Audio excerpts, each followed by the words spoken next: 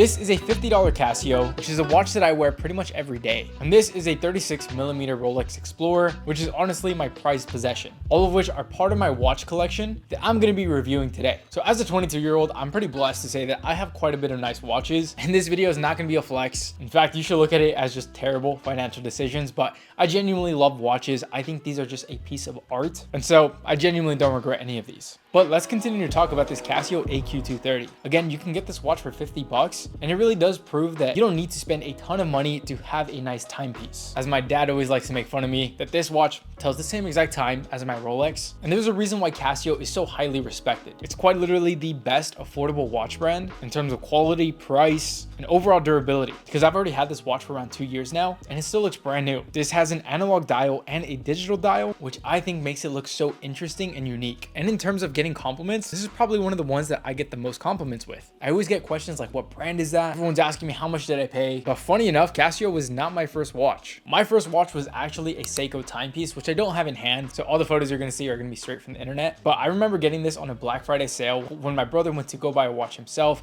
I tagged along. We were talking about watches. He was telling me about the history of some watches. The one that he ended up getting was a Tissot PRX, which I did get later down the road. But the way he was describing the watches just really interested me.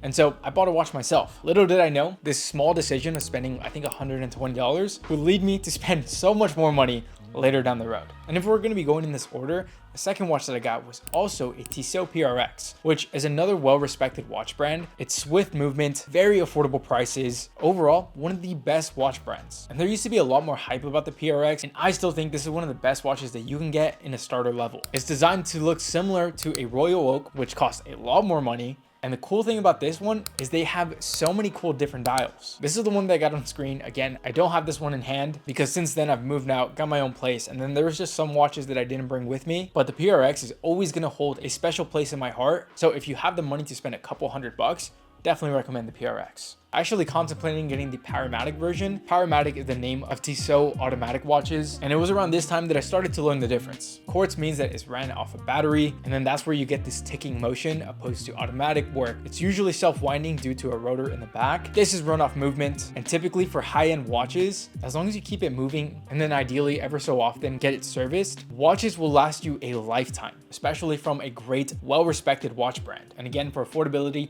Tissot is the number one. In fact, the watch that I got after that was another Tissot. I got their Gentlam 80 Powermatic, and it had this beautiful open heart. And honestly, making this video kind of reminds me that I need to go to my childhood bedroom and grab this because this is still a fantastic watch. The only reason why I did stop wearing it is because I realized 40mm is just a little bit too big in my opinion. I unfortunately have very dainty wrists, so I try to stick between 36 to 39mm. So if you have small wrists, that's definitely where I recommend that you stay as well. All right, finally going into watches that I do have in hand. So you're gonna see hopefully a ton of good B-roll. The next watch that I got after that, I jumped straight into a Rolex, and that is again this 36mm Rolex Explorer. This is a 2021 version, and to this day, it's still my prized possession. I bought this when I was 20 years old, so 2 years ago now. The history behind this watch is so rich. From my understanding, this was actually made after some of the first guys who climbed Mount Everest. They came down, they designed the Rolex Explorer. Ever since then, it's been one of Rolex's most iconic watches. And of course, just the small details from the letters inside spelling Rolex to of course that beautiful crown. And obviously these watches just eat up my bank account, but they are just so worth it. Again, this video is not about me flexing my crazy expensive watches. In fact, watches are so cool because if you take care of them properly, you didn't necessarily spend that amount of money, because if anything were to happen, I could just sell the watch for pretty close to what I bought it for. So getting the right watch will hold its value, and in some cases it will go up, but those watches are really hard to find. This is the only Rolex I have in my collection, and hopefully later down the road I will get more. In fact, a friend of mine let me try on his Daytona, and I am nowhere near getting Daytona money, but man, those watches are just absolutely beautiful. The next watch that I picked up was a Tudor Black Bay 58. This is actually the sister brand to Rolex. When it first started, it was the same creator of Rolex, and he made this to essentially make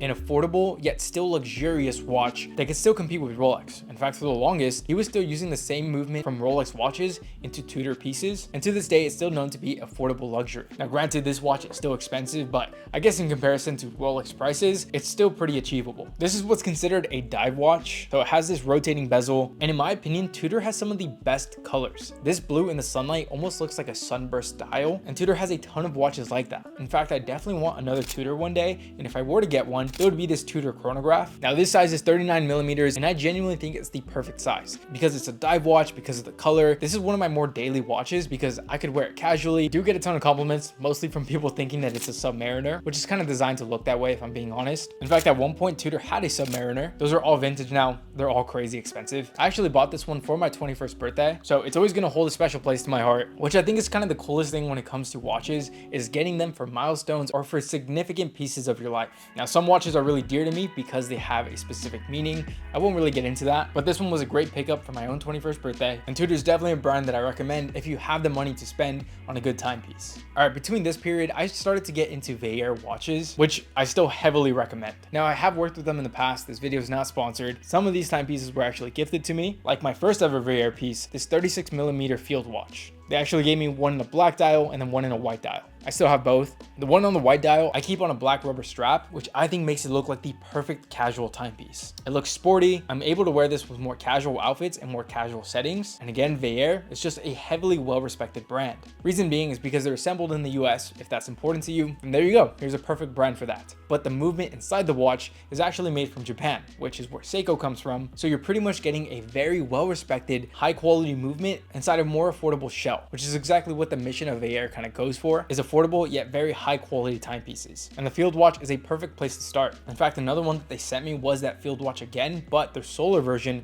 which I absolutely love. First of all, their sapphire crystal has this kind of dome effect, which makes it look a little bit more interesting. Beautiful color. I absolutely love this one, but I gave this to a good friend of mine, so I no longer have that one in hand. But the current field watches is still something that I wear to this day. Now, I mentioned a chronograph back then. If you don't know what that is, it's essentially a watch that has sub-dials in them, and this can be used for several different purposes. The one that I have is also from Vaer. This is their R1 racing chronograph. The reason why they have this chronograph is for the stopwatch feature. Since it's the racing chronograph, this is heavily inspired from vintage watches that used to time race cars. That's why you see some brands like Tag Heuer, which sponsor NASCAR, if I'm not mistaken. Their stopwatch feature was to time the laps inside race cars. So again, these kinds of watches just have beautiful history that one I absolutely love to talk about. And it's just a cool fact knowing that you have a good piece of history on your wrist. And since Vaer is heavily inspired off that, I really love this watch. In fact, the watch itself just has more of an interesting look from the absolutely gorgeous colors of the subdials. And one thing that isn't talked about enough when it comes to this watch is just how nice the polishing is. Typically, you see this kind of polishing on heavily high-end luxury brands. And yes, this one is quite expensive, but all things considered, it's so worth the money. I also have this on a black rubber strap. It just makes things look casual. And since Vaer's whole thing is